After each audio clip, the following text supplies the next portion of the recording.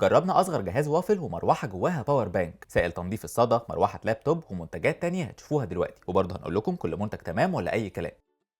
بدأنا بمروحة غريبة جواها باور بانك سعرها 444 جنيه، والمختلف فيها فعلا هو الجزء الصغير ده اللي بيجي معاها، ده بقى بتفكه من مكانه وتشحنه زي الباور بانك بالظبط، وبعدين تركبه في المروحة بمنتهى السهولة، وطبعا ممكن تشحن من موبايل او اي جهاز عندك. الجزء بقى اللي بنتكلم عنه ده فيه فتحتين يو اس بي مختلفين بحيث تشحن جهازين في نفس الوقت، وبيجي معاه كمان وصلة شاحن، فكده مش ناقص اي حاجة غير بس اننا نشوف سرعته. بالنسبة للمروحة بقى الجهاز الاساسي، فهتلاقي فيها القاعدة دي بتتثبت عليها، وفيها كمان شاشة ديجيتال بتعرفك درجة قوة الهواء. لحد دلوقتي شوال مميزات، ففاضل بس نشوف بتسد في الاستخدام فعلا ولا منظر. ركبنا الباور بانك بتاعها واكتشفنا ان قوه الهواء فيها كويسه الى حد كبير، فيها 5 سرعات ممكن تتحكم فيهم، وطبعا بيظهر لك على الشاشه الدرجه اللي انت محددها. بس للاسف بقى لقينا فيها عيب سيء جدا، وهو ان الشحن بتاعها بيقل بسرعه غريبه، وكل ما يقل طبعا كل ما قوه المروحه بتضعف، فهي يا دوبك الشحنه الكامله بتاعتها بتشتغل معاك نص ساعه، وده طبعا زي ما توقعته بيخلي الباور بانك بتاعها ده ملوش لازمه في الشحن، بيبقى ضعيف جدا. فبما ان اهم استخدام للمروحه مش شغال كويس، وهي انها تطول معاك في الشحنه، فدخلناها قائمه اي كلام.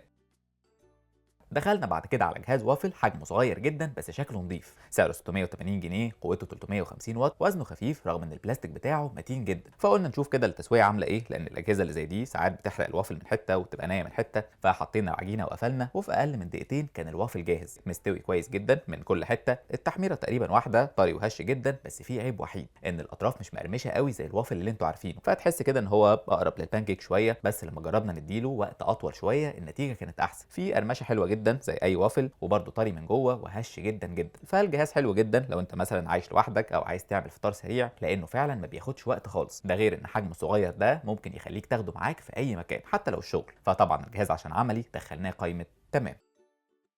دخلنا بعد كده على سائل مفروض انه بينظف الصدى، ازازه حجمها 120 مللي ب 157 جنيه، والمفروض يعني انه بيقدر يشيل الصدى من اي سطح معدني. فعشان نجربه رشينا كميه منه على مفتاح مصدي وسبناه 5 دقايق، وبدانا ننظف المفتاح بقطعه قماش، وفعلا الفرق زي ما انتم شايفين واضح جدا جدا. الصدى خف كتير قوي مقارنه بالجزء اللي مش متنضف، وكمان اداله لمعه كده خفيفه رجع شكله قريب للجديد. فبالنسبه لنا المنتج مفاجاه جدا، سهل سريع فعال، هينضف لك اي حاجه مصديه، فدخلناه قائمه تمام.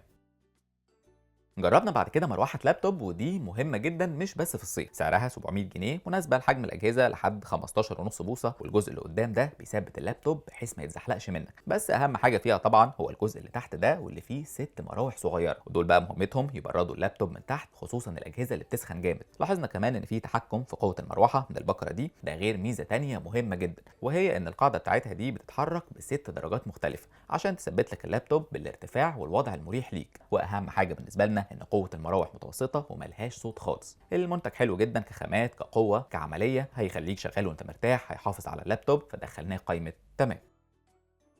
المنتج اللي بعد كده عبارة عن فواحة بس عليها كورة غريبة من فوق، سعرها 555 جنيه، وزنها خفيف، والكورة الكريستال دي لما بتتحط فوق بتدي للإضاءة شكل حلو قوي. المهم لما فتحنا من جوه لقينا فيها معيار بيحدد كمية المية المناسبة، وليها كمان قاعدة مطاطية بتثبتها من تحت، والحلو فيها برضو خاصية كده بتخليها تقفل نفسها تلقائي، فمليناها مية على طول وحطينا نقطتين لافندر. قفلنا الغطا، وصلنا الكهرباء، ضغطنا زرار التشغيل، والنتيجة زي ما انتم شايفين بتعمل 3 أنوار مختلفة، وفي ثواني بدأت تطلع بخار ريحته حلوة جدا. وانت طبعا ممكن تغير درجة الإضاءة لو دوست على الزرار ده مرتين. المنتج عجبنا بصراحة، بيعمل ريحة حلوة جدا، بس في نفس الوقت مش هيحسسك انك مخنوق. جودته كويسة، شكله حلو، قوة البخار فيه متوسطة، بس للأسف احنا حسينا ان جودة المنتج كخامات وبلاستيك مش أحسن حاجة مقارنة بسعره، عشان كده المنتج ده ما دخلناهوش ولا قايمة من الاتنين. المنتج اللي بعد كده مهم جدا لو عندك اطفال، وهو قفل بيلزق على اي سطح فيقفل لك اي درج او ظرف عندك، سعره 220 جنيه، بلاستيك قوي جدا، وهو عباره عن جزئين متوصلين مع بعض بحبل، وكل جزء منهم فيه اللزق بتاعه عشان ما يتحركش من مكانه، وطبعا معاه المفتاح ده عشان تفتح وتقفل بيه. فاخد عندك بقى استخدامات كتير قوي للمنتج، ممكن تقفل بيه ثلاجات، ادراج، ظرف، وحتى الابواب الخشب. فقررنا نتاكد الاول من اهم حاجه في المنتج، وهو اللزق بتاعه. نظفنا المكان بالوايبس كويس، ثبتنا المنتج، قعدنا بقى نحاول نفتح فيه ونشد جامد، بس بصراحه كان متين جدا وما فتحش غير بالمفتاح. اللزق قوي جدا مهما الطفل حاول مش هيسلك معاه، فالمنتج عملي ومفيد، دخلناه قائمه تمام.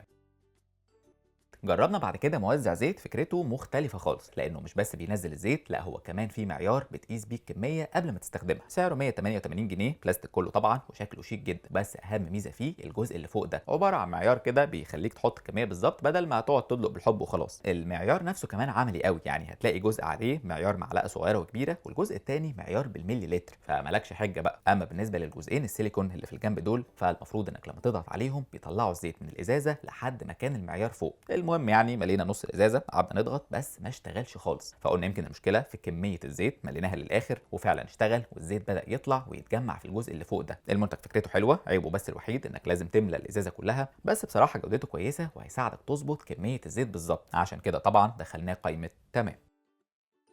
المنتج اللي بعد كده اباجوره بتشتغل بالتاتش وبتدي 3 درجات اضاءه، سعرها 275 جنيه، كلها بلاستيك متوسط مش احسن حاجه، ومعاها كمان الوصله اللي بتتشحن بيها، وانت مجرد ما تلمس الجزء المدور ده بتشتغل على طول، ومع كل دوسه النور بيتغير. فقلنا نشوف كده قوه الاضاءه عامله ايه، طفينا النور خالص، وزي ما انتم شايفين الاضاءه مش قويه قوي، يعني ممكن تتعامل معاها كديكور، مش حاجه تنور لك مثلا لو بتقرا بالليل، بس عموما نورها حلو وشكله مختلف، عشان كده الاباجوره دي دخلناها قائمه تمام.